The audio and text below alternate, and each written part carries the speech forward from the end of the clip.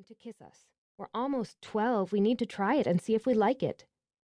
Laurel narrowed her eyes. Like an experiment? But who would we kiss? Emma wondered. We'll make a list. Parker rolled across the bed to grab her newest notebook from her nightstand. This one featured a pair of pink toe shoes on the cover. We'll write down all the boys we know, then which ones we think might be okay to kiss, and why or why not. That doesn't really sound romantic. Parker gave Emma a small smile. We have to start somewhere, and lists always help. Now, I don't think we can use relatives, I mean like Dawe, she said, speaking of her brother, or either of Emma's brothers, besides Emma's brothers are way too old. She opened the book to a fresh page. So, sometimes they stick their tongue in your mouth. Mac's statement brought on squeals, gags, more giggles. Parker slid off the bed to sit on the floor beside Emma. Okay, after we make the master list, we can divide it, yes and no. Then we pick from the yes list, and if we get the boy we pick to kiss us, we have to tell what it was like. And if he puts his tongue in your mouth, we have to know what that's like. What if we pick one and he doesn't want to kiss us? Em? Securing the last braid, Laurel shook her head. A boy's going to want to kiss you for sure. You're really pretty, and you talk to them like they're regular. Some of the girls get all stupid around boys, but you don't. Plus, you're starting to get breasts. Boys like breasts, Mac said wisely. Anyway, if he won't kiss you, you just kiss him. I don't think it's that big a deal anyway. Emma thought it was, or should be. But they wrote down the list, and just the act of it made them all laugh. Laurel and Mac acted out how one boy or another might approach the moment, and that had them rolling on the floor until Mr. Fish, the cat, stalked out of the bedroom to curl up in Parker's sitting room. Parker tucked the notebook away when Mrs. Grady came in with cookies and milk. Then the idea of playing girl band had them all pawing through Parker's closet and dressers to find the right pieces for stage gear. They fell asleep on the floor, across the bed, curled up, sprawled out. Emma woke before sunrise.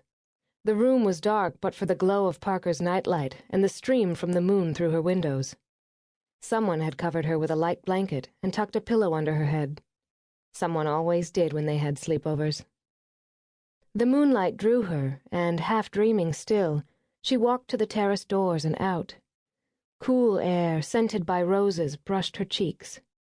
She looked out over the silver-edged gardens where spring lived in soft colors, sweet shapes. She could almost hear the music, almost see herself dancing among the roses and azaleas, the peonies that still held their petals and perfume in tight balls. She could almost see the shape of her partner, the one who spun her in the dance. The waltz, she thought with a sigh. It should be a waltz, like in a storybook. That was romance, she thought, and closed her eyes to breathe in the night air. One day, she promised herself, she'd know what it was like. Chapter 1.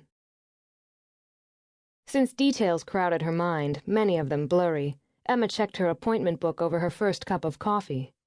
The back-to-back consults gave her nearly as much of a boost as the strong, sweet coffee. Basking in it, she leaned back in the chair in her cozy office to read over the side notes she'd added to each client. In her experience, the personality of the couple, or often, more accurately, the bride, helped her determine the tone of the consult, the direction they'd pursue. To Emma's way of thinking, flowers were the heart of a wedding. Whether they were elegant or fun, elaborate or simple, the flowers were the romance.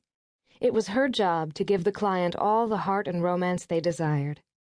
She sighed, stretched, then smiled at the vase of petite roses on her desk. Spring, she thought, was the best. The wedding season kicked into high gear, which meant busy days and long nights designing, arranging, creating not only for this spring's weddings, but also next. She loved the continuity as much as the work itself. That's what Vows had given her and her 3 best friends. Continuity, rewarding work, and that sense of personal accomplishment. And she got to play with flowers, live with flowers, practically swim in flowers every day. Thoughtfully, she examined her hands and the little nicks and tiny cuts. Some days she thought of them as battle scars, and others as medals of honor. This morning